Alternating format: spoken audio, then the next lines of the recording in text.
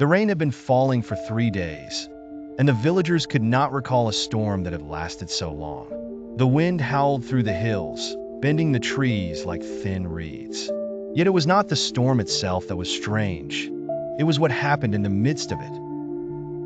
In the small, weather-beaten village by the sea, life had always been simple, perhaps even boring. The villagers worked in the fields or sold fish at the market.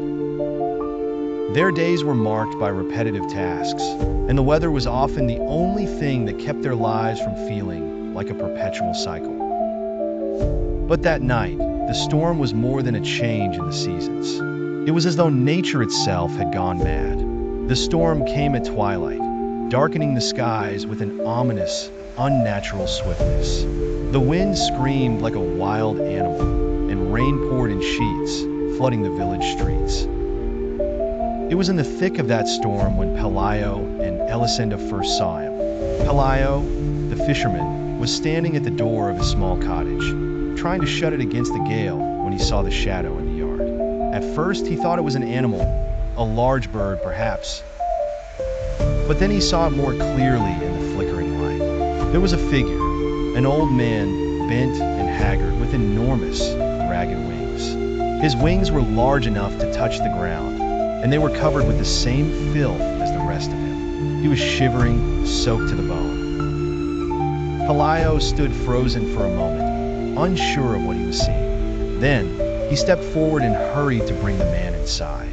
Elisenda, his wife, was equally startled when Pelayo returned, holding the stranger in his arms. "What is it, Pelayo?" she asked. At first, Elisenda protested, afraid to let a stranger inside.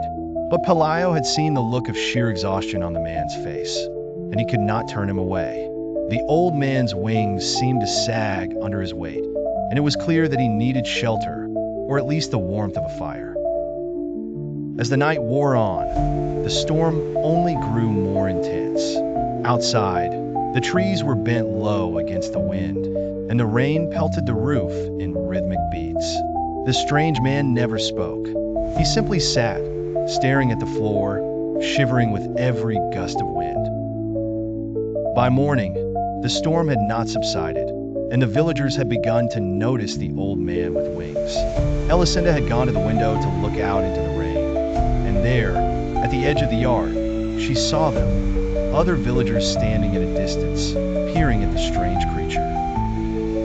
Whispers began to spread quickly. People crowded around Pelayo and Elisenda's house, each curious about the bedraggled old man who had appeared from nowhere. Some called him an angel, sent from heaven to offer a blessing.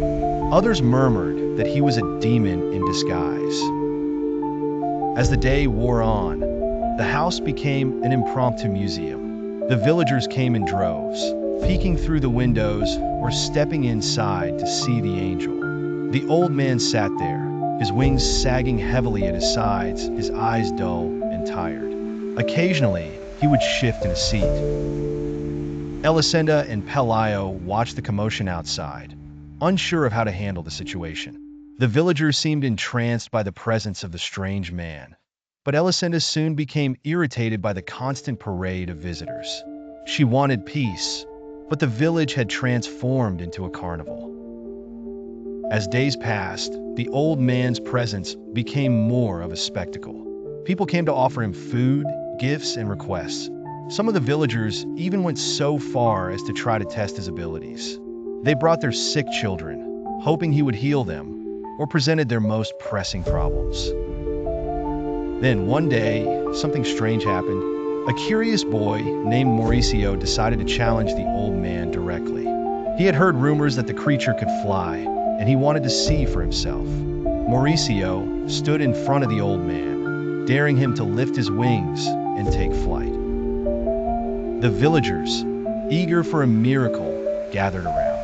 But instead of responding, the old man only sighed deeply, as though exhausted beyond belief. His wings twitched slightly, but they did not rise.